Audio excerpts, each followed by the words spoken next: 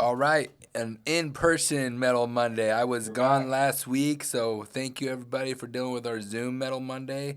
Yep. But we're back. Brett was traveling, but he made it back for Metal Monday, and we got our June prices.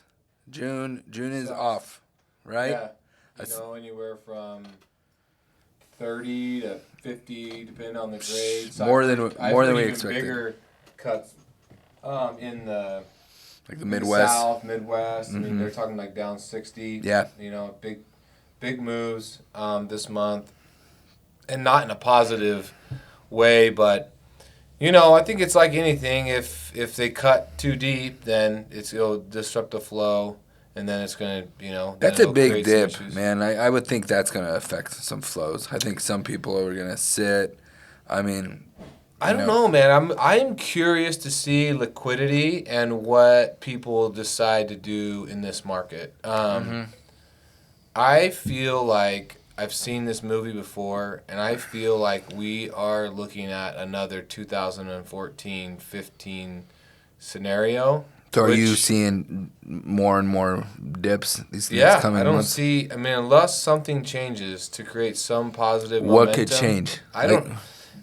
Maybe the end of the Ukraine-Russia deal. Okay. Maybe China turning the corner on their economy. Something major. Something major's got to happen because the U.S. economy, you're starting to feel like, it's starting to get tapped, right? Like the liquidity's drying up. From the banking standpoint, they're less like motivated to loan, and there's less, developers, less people, or businesses looking to take out loans because they're wondering where this economy goes. Everybody's starting to get afraid to, extend themselves too far, which just kind of creates like a suction, and it slows everything down until there's like some sort of comfort out there. And them solving the whole debt ceiling thing, which I say solving loosely, but them Very extending it, for a couple years is a step in the right direction. But the reality of it is, like,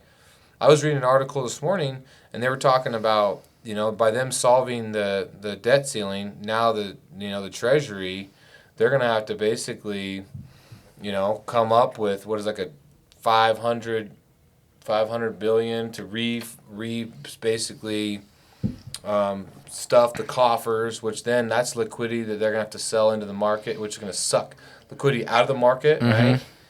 And so, between banking and commercial real estate and, maybe less liquid, markets, I think it's going to be an interesting go. Are these interest rates going to continue to go up? Have you read anything I about think they that? said they were going to have like another Fed meeting this week. I think it was like Wednesday. Don't quote me, but I think they were talking about another Fed meeting this week to where they're going to talk about that. What does July look like, June, July look like, and kind of project. And I don't know. I think it's going to be as much about if I don't see the rates getting pushed up a lot higher. But that doesn't mean that the economy isn't going to slow down. I think that means that even if they flatten them out, there's enough liquidity kind of coming out of the market and people kind of starting to play defense instead of offense. And that's what happens in these types of markets, and that's when you see demand dry up on the new steel side, which then creates illiquid scrap markets. Yes. Because Right? once that happens, then things could get Yeah. real nasty. Because, I talked to just our local customers here in Idaho, and it was a rough first half of the year for a lot of them, where Yeah. things were, but everyone was on their heels, which is, I don't know if it's unique to our area or not. Everyone I'm talking to now, though, is just batshit busy. Like they're just crazy busy again. So I don't know if that's just in our area. I don't know if it's because it was such a slow first half of the year. If some stuff just had to happen,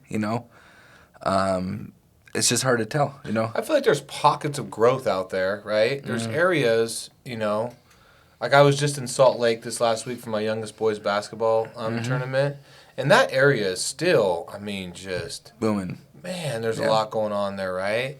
And our area is similar. A lot of with construction. Not as nearly as the amount of people, but say a Salt Lake, but it's still our area is still growing, and there's certain areas that that are maybe not on nearly the growth trajectory that, say, an Idaho or a Utah or a Nevada or a Texas or a Florida are, right?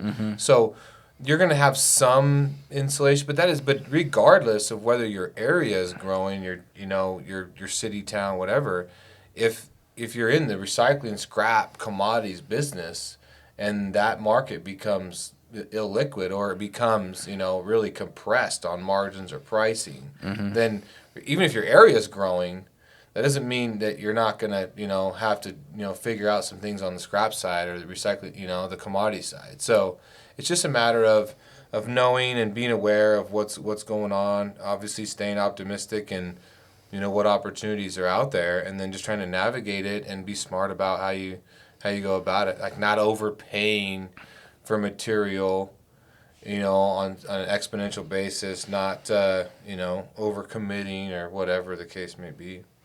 With all that being said, copper's still at $3.75. Yep. Nickel's getting beat up probably the most. Yeah, lately. I still saw you're still around 950 61, 62 cents for 304, and that's usually what I gauge. Yeah. Like people say, oh, the price of nickel is this, but because we don't deal with high temps, we don't deal with high grades. It's not a lot of that around I'm always here. like, what's the 304 price? Yeah. And that'll kind of give me a gauge. Still in the of, 60s. Yeah. So it's not awful, So you wonder if they, there's still some demand currently, like you hinted at, once the demand for the new side dries up, that's when things could get real ugly. We'll see if that happens or not. And the counter argument to that is that you have all these new this new EAF steelmaking capacity coming online the next year or two, right? Yeah. Which EAFs, they're scrap ferrous consumers, right? So they need scrap. They need metal, materials. Right? Like they need the material that we're providing. So there is that balance. And I do genuinely think that if the export market does find some footing, whether that's Turkey next year, whether that's China, Asia, India is going to be probably the next, in my, just reading, looking at it, it feels like India is the next kind of up and coming, market.